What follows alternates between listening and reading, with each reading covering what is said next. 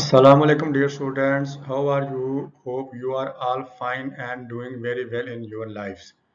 Today's topic is post-alveolar sounds in English phonetics. Why they are called post-alveolar and their characteristics. And also remember that it is our topic number 38 of the English linguistics playlist. तो जिन्होंने इससे पहले हमारे 37 lectures नहीं सुने वो जाकर पहले वो सुन लें, बहुत ज़्यादा फ़ायदा होगा। पोस्ट एल्वियोलर साउंड, इससे पहले हम एल्वियोलर साउंड्स पढ़ चुके हैं पिछले लेक्चर में, आप उनको जाकर पढ़ सकते हैं, आपको पोस्ट एल्वियोलर ज़्यादा समझ आएगा। चलिए आगे बढ़ते हैं, इंट्रोडक्शन देखते हैं। Post alveolar sounds are consonant sounds produced in the area just behind the alveolar ridge, the small ridge behind the upper front teeth. Post alveolar sounds consonant sounds हैं और ये पैदा होती हैं उस एरिया में जो कि जो alveolar ridge है उसके बिल्कुल पीछे है। अब मैं बिल्कुल पर जोर दे रहा हूँ क्योंकि ये जस्ट का वर्ड आया है। अब alveolar ridge क्या है?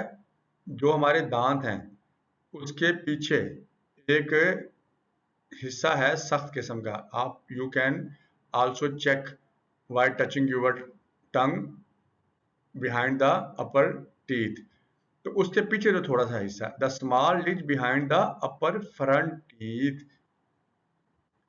These sounds are common in many languages. कौन सी?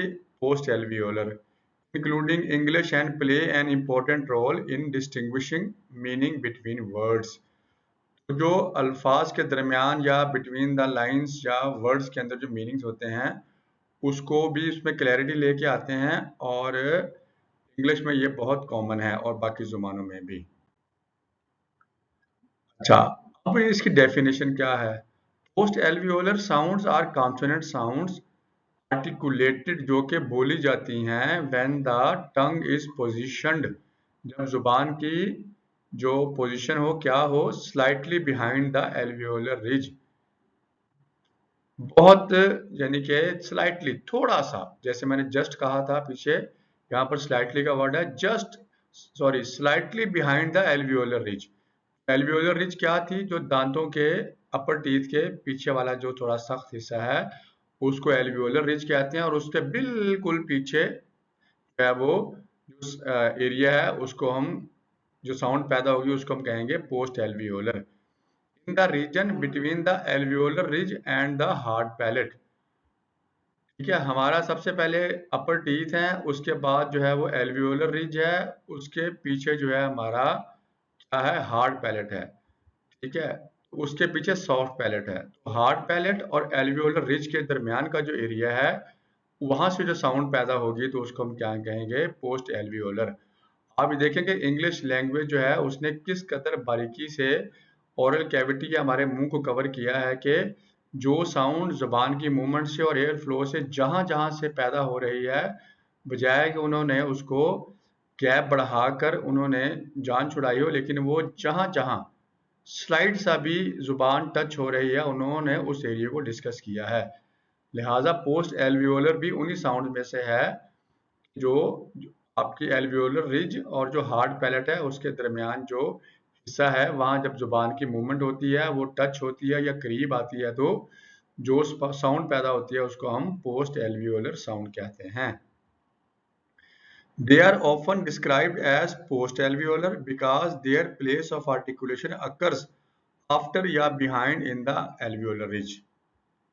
इनको अमूमन क्या कहा जाता है? ये जो साउंड प्रोड्यूस होती है पोस्ट एल्वियोलर, क्योंकि वो बिल्कुल जो है वो एल्वियोलर रिज के बिल्कुल पीछे होती है। Why they are called post alveolar sound? The term can be broken down linguistically. इसको हम ब्रेक करके देखते हैं। उसका मतलब होता है आफ्टर या बिहाइंड। एल्वियोलर हम पढ़ चुके हैं, relating to the alveolar ridge, gum ridge behind upper teeth. ये देखें, जो गम से मतलब जो गोश्त की एक नरम तह है, थोड़ी सख्त है, लेकिन सारी बात है गोश्त है तो वो उसको हम बिल्कुल हार्ड नहीं कह सकते, तो गम है। ठीक है, गम रिज है बिहाइंड अपर टीथ, तो उसको एल्वियोलर कहते हैं। तो जब ये मिला तो क्या बना? Post alveolar. So post alveolar behind the alveolar ridge, इसलिए इसको इन साउंड्स को हम पोस्ट एल्वियोलर साउंड्स कहते हैं। इनका आर्टिकुलेटरी मैकेनिज्म क्या है, कैसे ये बोली जाती है?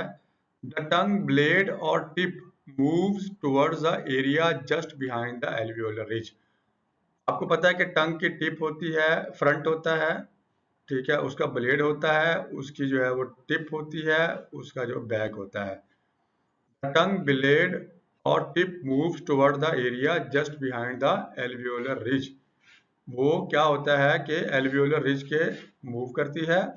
Air passes through a narrow channel और इज ब्रीफली स्टॉप्ड। हवा गुजरती है एक तंग रास्ते से और फिर थोड़ा सा वो वहां पर रुक जाती है। Depending on the sound type, अब अगर देखा जाए तो साउंड की टाइप क्या होगी? Fricative, affricate, अप्रोक्सीमेंट।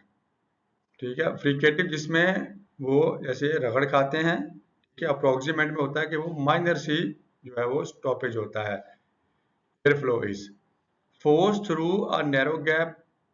जब हवा एक नैरो गैप से गुजरती है तो उसको फ्रिकेटिव्स कहते हैं। Stop then release with friction, जब वो उसको रोका जाए और फिर रिलीज किया जाए तो फिर वो एफ्रिकेट्स कहलाते हैं। और अलाउड टू फ्लो स्मूथली, जब उनको स्मूथली जाने दिया जाए तो फिर उनको अप्रोक्सीमेट कहते हैं। इसके अलावा नेजल्स भी होती हैं लेकिन वो नाक से आवाज निकलती है। तो फ्रिकेटिव, एफ्रिकेट और अप्रोक्सीमेंट्स फ्लो क्या होता है? कहीं पे नैरो गैप से हवा गुजरती है, कहीं पर रुककर हवा गुजारी जाती है और कहीं पर उसको हम मामूली सी नोटिसेबल फ्रिक्शन के साथ जाने दिया जाता है, तो उसको हम अप्रोक्सीमेंट कहते हैं। इसकी कैरेक्टरिस्टिक्स क्या है? Produce between the alveolar ridge and hard palate, ये हम पढ़ चुके हैं। ऑफन हैज अ हशिंग और श क्वालिटी। अब श साउंड बोलेंगे तो आप महसूस करेंगे कि आपकी जुबान जो है वो, टंग जो है वो एल्वियोलर रिज के बिल्कुल पीछे टच हो रही है या उसके करीब आ रही है। Usually involve the tongue blade rather than the tip alone. इसमें टिप से ज्यादा क्या है, आपको ब्लेड महसूस होगा जुबान का, जो कि एल्वियोलर रिज से थोड़ा सा पीछे मूव कर रहा है या फिर टच कर रहा है। कैन बी फ्रिकेटिव्स, एफ्रिकेट्स और अप्रोक्सीमेंट्स। ये जो पोस्ट एल्वियोलर साउंड्स हैं ये फ्रिकेटिव्स भी हो सकती हैं, एफ्रिकेट्स भी और अप्रोक्सीमेंट्स भी, ये हम पढ़ चुके हैं। तो अब इनके वॉइसिंग का क्या है? Post alveolar sounds can be voiceless.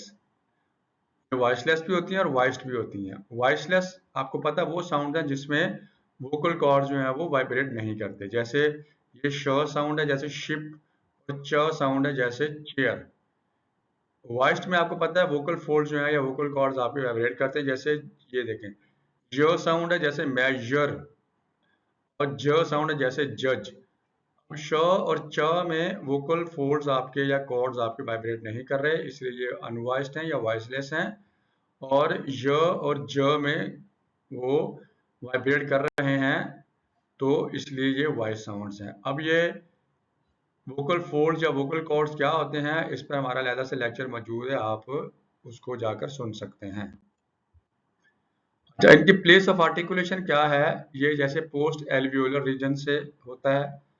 Position इनकी क्या है? बिहाइंड एल्वियोलर रिज है, in front of the hard palate है। एक्टिव आर्टिकुलेटर इसमें टंग ब्लेड है, और passive articulator area just behind alveolar ridge. Active articulator आपको पता है कि जो बोलते हुए मूव करता है हिस्सा उसको एक्टिव कहते हैं, और जो मूव नहीं करता उसको पैसिव कहते हैं। टंग ब्लेड जो है इसमें एक्टिव आर्टिकुलेटर है, और जो पैसिव जो एरिया है वो area just behind the alveolar ridge है। तो ये इसकी प्लेसेस ऑफ आर्टिकुलेशन हो गई। एग्जांपल्स देखते हैं, जैसे श साउंड है शिप, ज साउंड है मेजर, च साउंड है चेयर, ज साउंड है जज, र साउंड है। इन मैनी एक्सेंट्स में ये होता है, अमूमन इंग्लिश में बहुत कम है, लेकिन फिर भी चूंकि ये कहीं ना कहीं इसका जिक्र था तो मैंने इसको यहाँ पर डाला है। र जैसे रेड, ये सारी की सारी इनिशियल साउंड्स हैं। श, ठीक है, और यहाँ पर जो है सॉरी, ये शिप में इनिशियल साउंड है, मेजर में जो है वो मिडियल साउंड है, दरमियान में आ रहा है, चेयर में इनिशियल साउंड है, जज में इनिशियल साउंड है, और र में रेड में यानी कि जो भी इनिशियल साउंड है। तो 4 इनिशियल साउंड्स हैं और एक जो है वो मिडियल यानी कि दरमियानी है।